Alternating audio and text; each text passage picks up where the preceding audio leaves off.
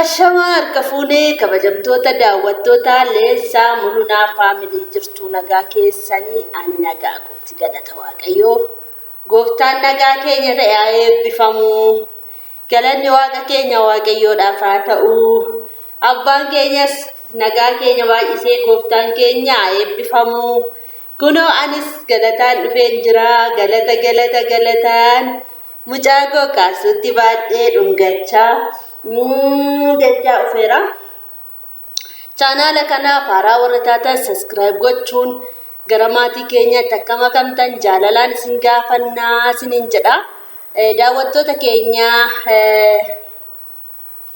guyyaarraa mucaa sossobaan dhufee ergaan qaba ergaa baay'ee bareedduu tokko isiniif qabachuudha warra ijoollee keessumaa biyya arabaa jirtaniif guyyaarraa ergaan isiniif dabarsuudhaaf dhufee yookiin immoo ergaan isiniif qabachuudha keessumaa namoota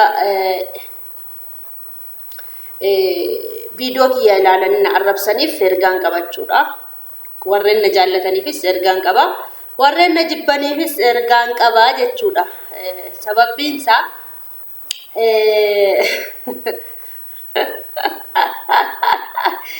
laayikii gochaa dhaggeeffadhaa laayikii tuqa dhugaadhaan nama kamiyyuu hin jibbu warra na arrabsaniifis immoo jecha jechan taane jettanii warreen na arrabsitan arra likkii keessan isinitti muudhaaf hin dhufe jechuudha sababiin isaa jechuudha warreen na arrabsan kanarrallee irra deebi'een dubbadhu irra deebi'een of narrabsu irra deebi'ee namoota na arrabsaniif karaa hin banu namoota na arrabsaniif deebiin laadhu jedheen ture jechuudha garuu arra isinifan deebisa jechuudha sababiin isaa callisee darbuun barbaanne jechuudha keessumaa nam beeka nama na arrabse sana jechuudha waan feeyyuu haa ta'uuti sin caala jechuudha waan feeyyuu haa ta'uuti sin caala dhugaa mee ilaalime ijoollee koo faana jiraadha kanan jiraadhu mana koo keessa kanan jiraadhu biyya koo keessa oromiyaa keessa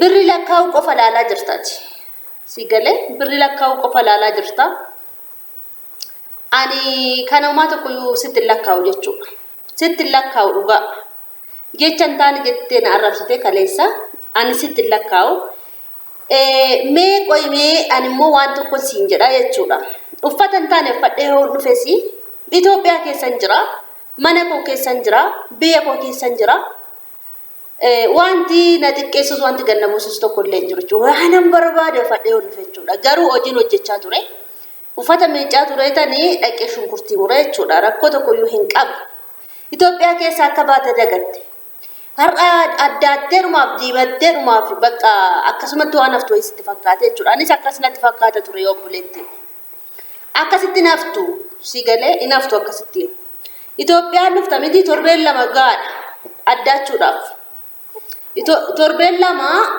maallaqa keessa amma qabdu waan barbaadu dibachuu dandeessa uffachuu dandeessa siiniin jedhama warri kaani siistamaan fayyadamuu danda'u goobazii ta'uu danda'u mee mucaara sifadheen feessinitti maa jechuudha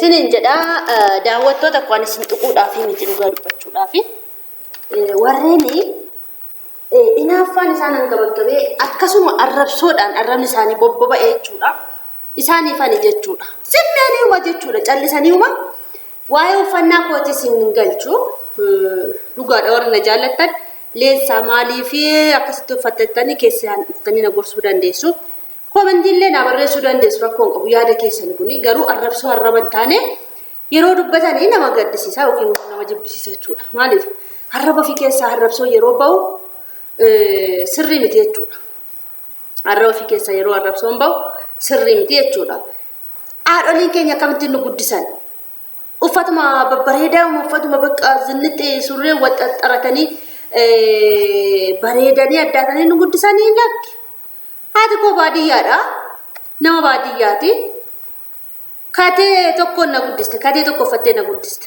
hundi keenya maa soomna maa wal soomna Haruma gabbaatee kunoo katamaa dhadheedhaaf uffattee dhiqattee saamunaadhaan of babbareechitee of miidhagsiteedhaaf bakka waan biraatti fakkaate ilaalki. Dubbiin akkasii miti. Itoophiyaa keessaa yoo ati cimtee of qabde malee hundi keessan hin beektu waan isinitti hin qabu. Yoo ati cimtee of qabde malee namni daa'ima guddisuu immoo namni mana bulchuu of gatuu danda'a. An of hin ganne jechuudha. Yeroo tokko yeroon hojii hojjedhu uffata hojii fi uffata uffadhee hala bahu adda baafadhee jira jechuudha. Kanaaf malee of hin ganne galata Waaqaa maafan of gata. Of hin gatu yoomillee jechuudha. Dhugaa dubbachuuf ani namoonni irraa yoo waa'ee koo jechuudha. Ati nama mucaa deeyyuu fakkaattu jedhu. Nama mucaa biiftuu naan deeyyee jiru nama mucaa qabu fakkaattu naan jedhu irraa jeffatu jechuudha waa'ee koo. Kana ammas immoo taanaan jechuudha gorsinaan warra biyya Arabaatiif ijoollee biyya Arabaatiif qabu immoo dhugaadha warri sin jaalladhu warri kabajaa warri na jaallattan warri na jaallanne illee dhaggeeffadhaa kana sinifan dabarsa. Dhugaadha ilmoon kenna Waaqayyooti kenna Rabbiiti kennaa caalu ilmoodha jechuudha ilmoodha wanta ta'eef jechuudha. Birrii ishee argattan qofaa inni ilaalinaati birrii keessa walirra keewwadhaati galaati gaa'ela godhadha. Fakkeenya mucaa tokko toon isinii fudhadhee har'aa hin gadditu jechuudha. Jireenya keessa jirtan hin gadditu jechuudha. Sababbiin isaa qooyi waggaa kanan galaa qooyi ji'a dhufuun galaa qooyi ji'a shanan kanan galaa qooyi ji'a arfan kanan galaa qooyi ji'a lamaan kanan galaa jettanii warreen achi isin jalaa fakkaatu jirtu jechuudha. Maaliifi inguutu jechuudha jireenyi biyya lafaa kun inguutu jechuudha. Ani otooni qoymee ila lafti jijjira jechuudha lafti lafa duwwaa jijjira jechuudha. Sarbisiin ijaarrachuu barbaada. Sarbisii ijaarradhaa qoyii jedhee toon taa'ee jechuudha mucaa kanaan argadhu jechuudha. Garuu waaqayyo fedhu Rabbii ta'eetu galee mucaa koo daadhee jechuudha. Kennaa caalu ani mucaa koo ta'ee ni yaada jechuudha. Sababbiin isaa warri biyya Arabaa jirtan birrii qofan ilaalinaa ilmoo silaalaa ilmoo yerootti argattanitti sin jala darbee boodan argattan jechuudha. Sini galee barbaadanii dhabdu jechuudha. Kennaa caalu Rabbii irraa kan kennamu Waaqayyo irraa kan kennamu ilmoodha jechuudha. Ammuma qabattaniin qabadhaatii galaatii ilmoo keessan argadhaatii ilmoo keessaniif jecha deebitanii yoo xaarrattan deebitanii yoo hojjettan isin qocha jechuudha. Anammoo deemee hojjedheen hin qocha jechuudha. Maaliif ilmoo kootiin xaara waan ta'eef jechuudha. Ilmoo kootiif hin laffaa waan ta'eef jechuudha. Ilmoo koo sana ilaaleen jabaadhee hojjedha jechuudha. Warri ilmoo qabdanii hojjedhaatii ilmoo keessan barsiifadhaa. Warri ilmoo hin qabne garuu ilmoon kennaa Waaqayyo waan ta'eef jechuudha. Ilmoon yeroo itti barbaadanitti hin argattan yeroo itti barbaadanitti argachuu dhabuu dandeessu waan ta'eef jechuudha. Galaatii ilmoo argadha mucaa argadha. Isa kana isin gorsa jechuudha. Gorsi koo isa kana isiniif. Yeroo itti barbaadanitti argachuu dhabuu dandeessu. Maaliif kennaa Waaqayyoo yeroo isin barbaadan otoo ta'in ofii isaatii kan yaadee kan qopheessee kan namaa kennudha waan ta'eef jechuudha. Yeroo inni isin qopheessetti galaatii dheerumaatii ilmoo argadha. Isa booda deebitanis yoo hojjettan rakkoo hin qabu. Kennaa Waaqayyoon namaaf kennu inni tokkoffaan ilmoodha jedha fudhadha. Birrii keessa warri keewwadhaatii dhiiraaf hin laatinaati. Maatiillee agbaabaan alatti hin gargaarina. Yeroo ayyaana buna bitaaf saamunaa bitaaf waan qircaa yookiin immoo waan oolaan bitatan dhugaadha isin jedha. Ergaaf akkanaan alatti maatiin nagaheen jedhan jechuudha. Nagaheen hin jiru maatii biraa. Nagaheen hin jiru waan ta'eef isin maatiitti isin ergateena buukii yoo qabaattan buukii keessan qaxxitaa irra ergadha. Goddanyaa dhattanii isin ergina. Abbaa manaa ilmoo irraa qabdan amala isaa beektan maatii isaa beektan yoo ta'e itti erguu dandeessu. Kanaan alatti abbaa manaa ittanii zimmettanii itti galtanii birrii keessan itti ergitanii booda isin harkaa badee boo'icha yookiin immoo maraachuu keessa galtu jechuudha. Seeraan nama sirraa'aata qabutti ergadhaati yookiin obboleessa gaarii tokko yoo qabaattan nama isinii qabu barbaachisaadha. Akkasuma marga ergeedhaaf akkasuma sin fuudha jedhee sitti haasa'eedhaaf akkasumaan wajjin jiraattee deemteedhaaf hin ergiin birrii kee anas hin jedhe. Nama meeqan beekasi kan dhufee maraate. Nama meeqan beeka kan ganame. Kanaaf hin gowwoomina maatii koo sheerii walii godha. Hin gowwoomina viidiyoo koo durii gorsa koo duriitti deebi'eera. Amma kana booda Isinin gorsaa sini waan yaadan qabu sinifaniira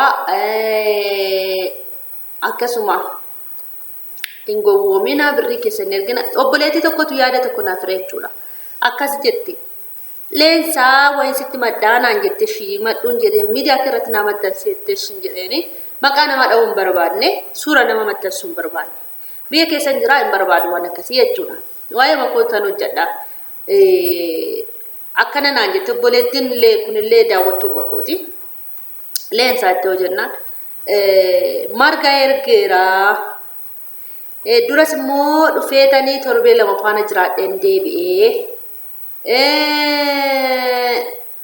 birrii koos immoo itti ergaan jira garuu hamma nangala jennaani waggaa afur hojjedheeraani nangala jennaaniini amala natti jijjiirrate bilbila sana jalaa kaasuu didee duratti guyyaatti si'a sadii naa dawwalaatti guyyaatti si'a sadii naa dawwalaa amma si'a tokko sanayyuu galgala naan dawwaluufi narraan kaasu duratti galgalas misaa sa'aatii qursii irratti hin dawwalaa misaa sa'aatii hin dawwalaa irbaata irratti galgala hin dawwala galgalaa isaa bullaa isayyuu sa'aatii 5 ol haasofnaa jette birrii koo waggaa furii kana gaasumatti ergaa bahee jette ilaala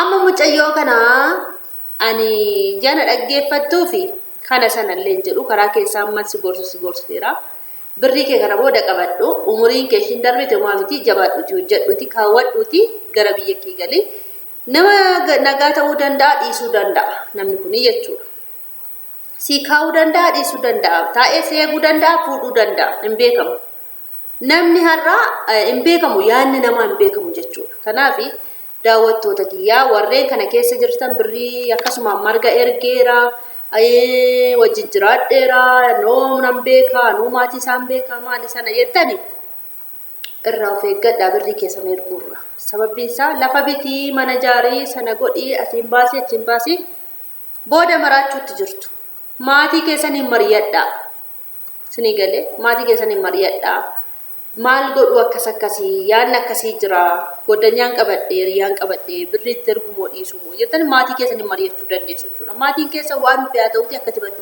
badduu hin barbaadan jechuudha inni maraatti illee jedhanii sodaatu jechuudha inni kun birrii isaa fudhannaan maraattee kee dhiifattee kee si hin beeku jechuudha sini galee kana daawwattoota kiyyaa chaanaala kanaaf haaraa wartaatan ammas irra deebi'een jedha chaanaala kanaaf haaraa wartaatan subscribe godhaatii gara maatii keenyaatti makamaa like tuqaa video kan garumaatti daawwadhaa share comment gochuun dagatina yaada keessan naaf kaa isiniin jedha nagaatti tura oolmaa gaarii isiniif haa ta'u isiniin